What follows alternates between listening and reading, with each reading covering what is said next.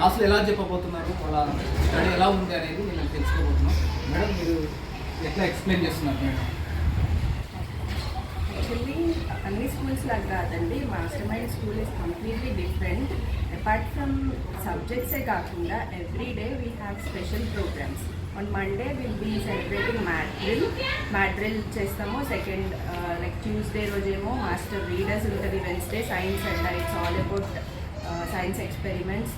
థర్స్డేనేమో CLDP programme ఉంటుంది. ఫ్రైడేనేమో skill master ఉంటుంది. అట్లా సాటర్డే లైక్ ఒక్కొక్క రోజు ఒక్కొక్క ప్రోగ్రామ్ ఉంటుంది అనమాట. దాన్ని బట్టి పిల్లలు not only studies but they will be learning more in all the subjects.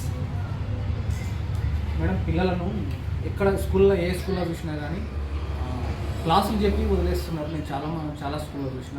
ఇక్కడ స్పెషల్గా ఏంటంటే పిల్లలు ధైర్యంగా పోయి బోర్డు పైన రాసి చూపిస్తున్నారని ఒక పిల్లలతో నేను చాలా విన్నా. ఇటువంటి స్కూల్కి ఇంకా పోవాలని, ఎక్కడున్నా కానీ పిల్లలందరూ స్కూల్ కూడా బిల్డింగ్ కూడా విశాలంగా ఉంది. రోడ్డు మీద ఎట్లాంటి ఇబ్బంది లేకుండా ప్రత్యేకంగా ముందర మంచి రూటు మార్గం ఉంది కాబట్టి అందరు పిల్లలు స్కూల్కి వచ్చి ఇక్కడ అందరూ స్కూల్ మంచి చదువుకున్న వ్యక్తులు ఉన్నారు ఇక్కడ. అదే కాకుండా వాళ్ళ ధైర్యంగా పోయి బోర్డు పైన రాసి వాళ్ళ ఎడ్యుకేషన్ పరంగా పిల్లలు ధైర్యంగా చెప్పబోతున్నారు. మీరు ఇంగ్లీష్లో కూడా చాలా ధైర్యంగా చెప్తున్నారని పిల్లలు మాట్లాడుతున్నారు. ఒకటి విన్నా మేడం.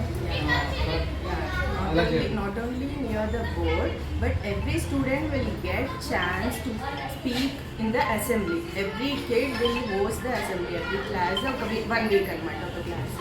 సో అసెంబ్లీ వాళ్ళు కంపల్సరీ లైక్ హోస్ట్ చేస్తారు. సో స్టేజ్ ఫియర్ అనేది ఇప్పుడు చాలా పెద్ద స్కూల్ చాలా స్ట్రెంగ్త్ ఉందనుకోండి, లైక్ వాళ్ళు మాట్లాడడానికి అసెంబ్లీలో బట్ ఇక్కడ స్ట్రెంగ్త్ ఎంత ఉన్నా సరే బట్ ఎవ్రీ కిడ్ అంటే ఎవరైతే టాపర్స్ ఉంటారో వాళ్ళు నలుగురినే ముందుకు తీసుకురమ్మాలి. Every kid has to participate in the assembly అనమాట. Will encourage them in that way. వాళ్ళు అసెంబ్లీలో పార్టిసిపేట్ చేస్తే స్టేజ్ ఫియర్ లేకపోతే they will do everything in their life. అది మా కాన్సెప్ట్.